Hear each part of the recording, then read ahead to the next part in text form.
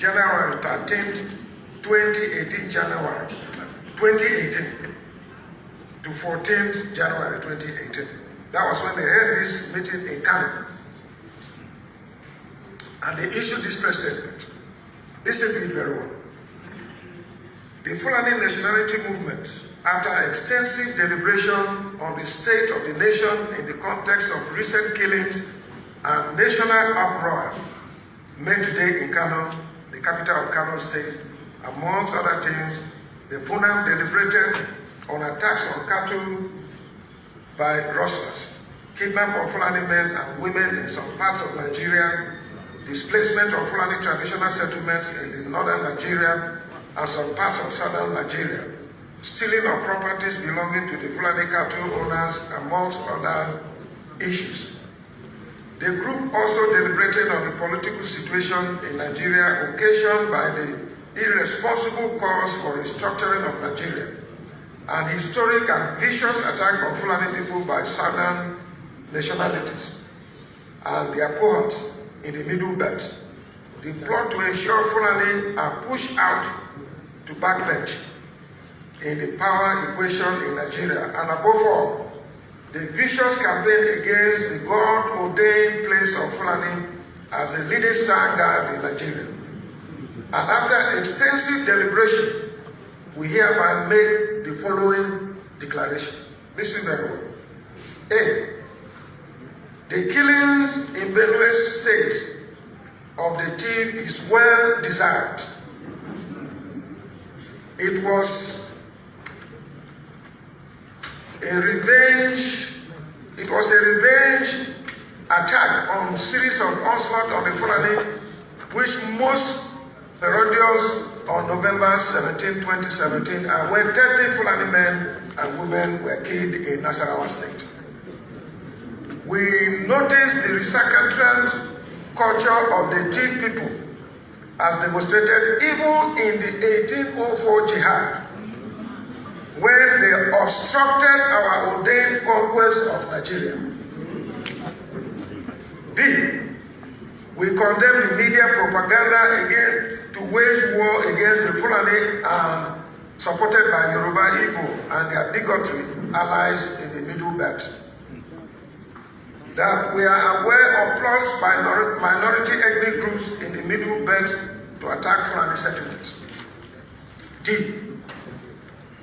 That we have asked all Fulani across West Africa to raise money and arms to prosecute the oncoming war. We call on all Fulanis to prepare for this holy war. There is no going back. All over the world, Nigeria is the only country given to Fulani by God.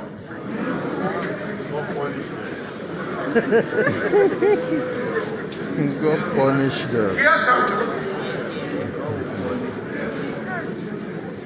This was a press conference held in Kano.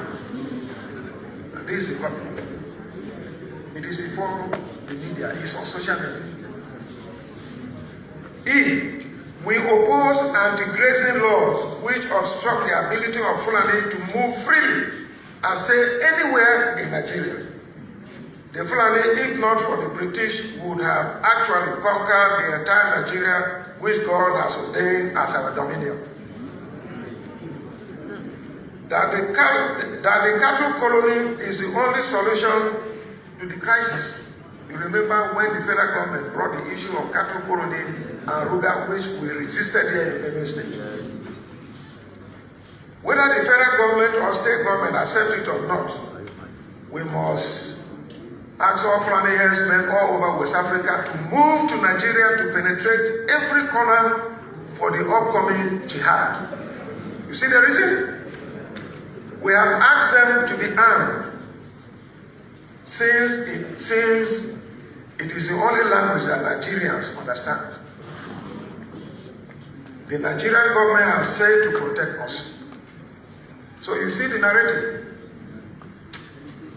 We want those who oppose Fulani cattle trade to be cautious of the consequences. We are ready for the worst. We are prepared for war. There is hope for peace if and only if attacks on Fulani herdsmen stop and the Fulani is allowed to settle anywhere that the Fulani choose to settle in Nigeria. We are Nigerians and are free to settle anywhere we desire with our culture, our families, our commerce, and our values to the glory of Almighty Allah. Any attempt or attempts to reverse this demand will be met with holy uprising never before seen in the history of Nigeria, and in the scale compared to only with the 1804 jihad. A word is enough for the wise. The Fulani is capable of defending itself. Signed, Badu Salisu Amadu, National President, and Secretary Umar Ami Shehu.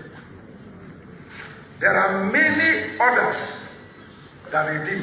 This one I won't read them, they just read the headings of the provocation that these people have been given. One of it here, they say, Benue belongs to Fulani herdsmen by right of conquest. Benue have never been conquered by any Fulani man, as far as we're concerned, and as far as history is concerned. The jihad of 1804 was stopped here in Benue State.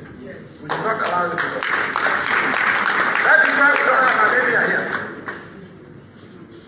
The second one, this press statement was given out by Professor Muhammad, a professor of Fulani extraction. This one they say they were justifying why we killed over 86 persons in Plateau State. May I tell like break silence. Another one here, expect more bloodshed in Benue, Boso, Mayatiala, leader wants. This one, Fulani herdsmen crisis, struggle for natural resources, Mayatiala Association.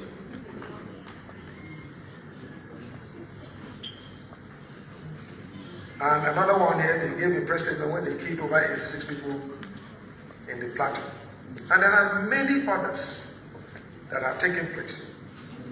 So you can see that this thing is deliberate. It is an orchestrated plan to wipe out the people. It is not about cattle. From that press statement is there. And what I did from 2017 to 2018, I wrote 5 good letters to the presidency, alerting them, especially when this threats came.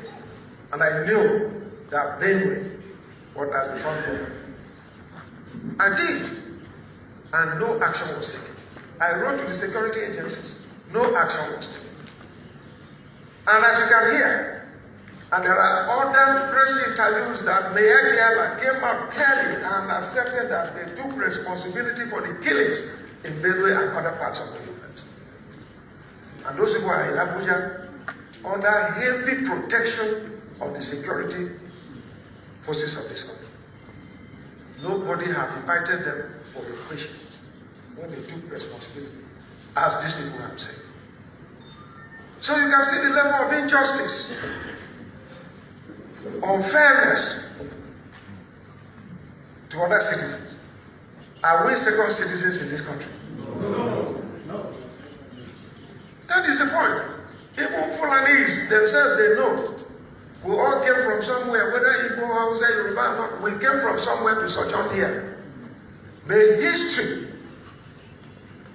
told us that those of us staying in Benue State here, the T people, the Idomas, the Igedis, and all that, we didn't hear.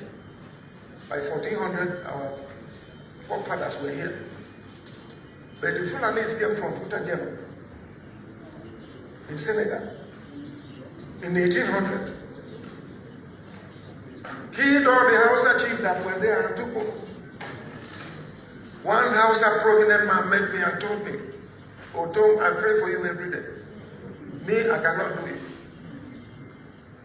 I'm a governor like him, but I cannot do it. If I do it, they will kill me.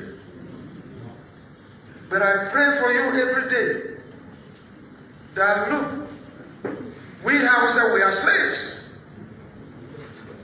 Since 1800, we are slaves, and we don't know what to do. They have taken by what you're doing. If God helps you, that is why I pray for you. If God helps you, so maybe one day we Hausa people will be liberated.